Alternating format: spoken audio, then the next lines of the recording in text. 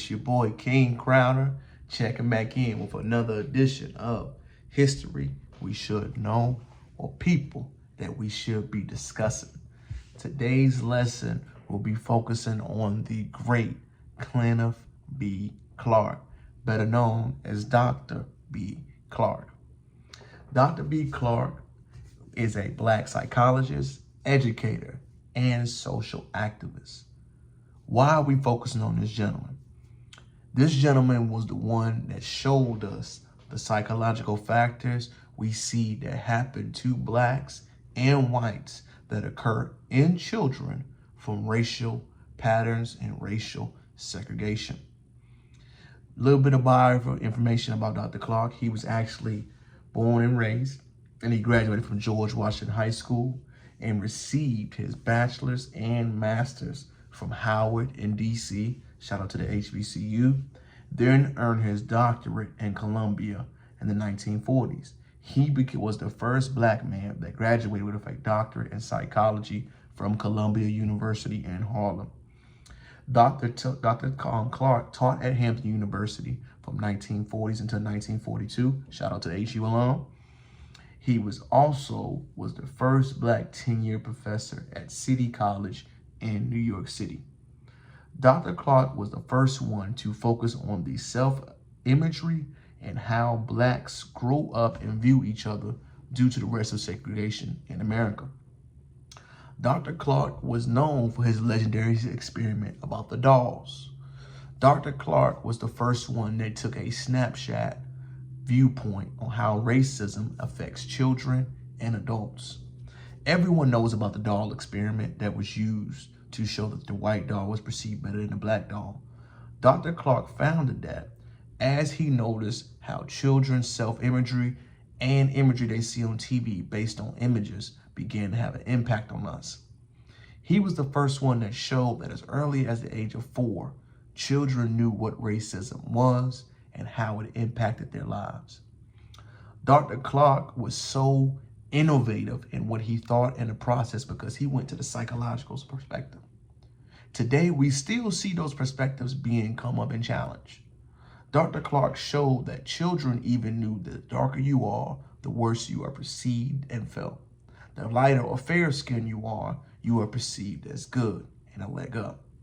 Humans realize this as laws and unspoken codes are spoken about or even taught inside school setting, churches, relationships, or even social settings.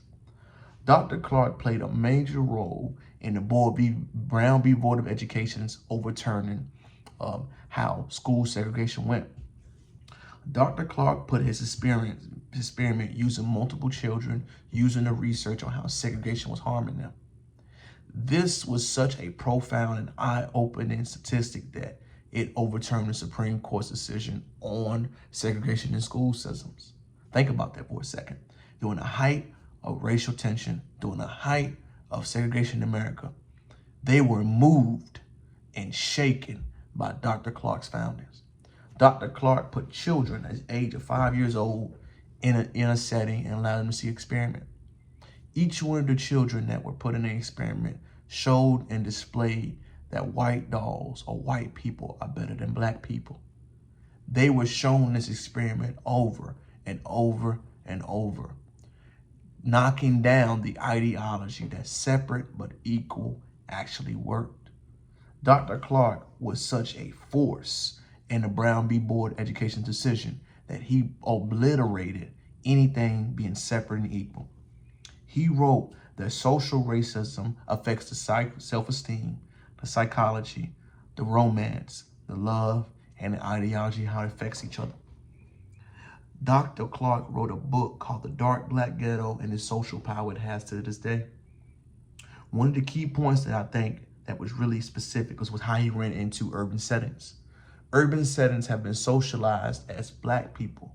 For example, when you think of Chicago or you hear urban, those are words associated with Black individuals, Black Americans. He mentioned how these demonized stigmatizations we put on people actually takes place in their lives. They begin to believe it. We all know that words are powerful. We all heard it throughout our life. Dr. Clark emphasized how these words are being reinforced on daily lives. using words as these kids have no ability to learn, segregating them by putting them in their own specific classroom, not teaching them that these dilemmas can be overcome. Dr. Clark emphasized due in the social powers that we see that America has built up these barriers to make it difficult to move. I like to use an example he referenced in the book. Whenever you see someone from an urban or ghetto setting trying to leave their county, police enforce them by asking them where they're going. So socially, they're only associated with going with a certain part in their culture or where they live. So if you leave out of there, you get championed to say, where are you going? So when you see a lot of young black kids that are in poor environment or poor whites in a poor environment and police surround them, ask them where they're going, you are socially making them stay in one type of habit. And when they maneuver out that habit, you begin to see the problems. It's a powerful research that was done nearly 40, 50 years ago that is still relevant and true until this day. The great Dr. Clark development really broke down barriers and really helped eye-open this experiment that we see. How we went through the steps to reverse what Dr. Clark suggests we should do? No. But knowing these steps and seeing the cause and the effect of us, let us see in real time the issues we have in this country and why they're there. Remember, King Crowder loves history, and I love the historical aspect. I love to teach the cause of something and the effect of it. Dr. Clark gave the why behind that. He broke it down in detail. The great Dr. Clark's research will be everlasting and forever true if those steps are not taken to make sure that the system we have is dismantled or even discussed. Words are powerful, what they mean, and the social and psychological factors that go into the systems that we have in our history to this day. Checking back out, y'all, with another edition of History That We Should Know and We Should Discuss. Today's lesson was on the great Dr. Clark. Please comment, like, subscribe to the channel. Hopefully you love the information I'm bringing to you. Hopefully it adds some value to you throughout your day and teaches you something. Peace.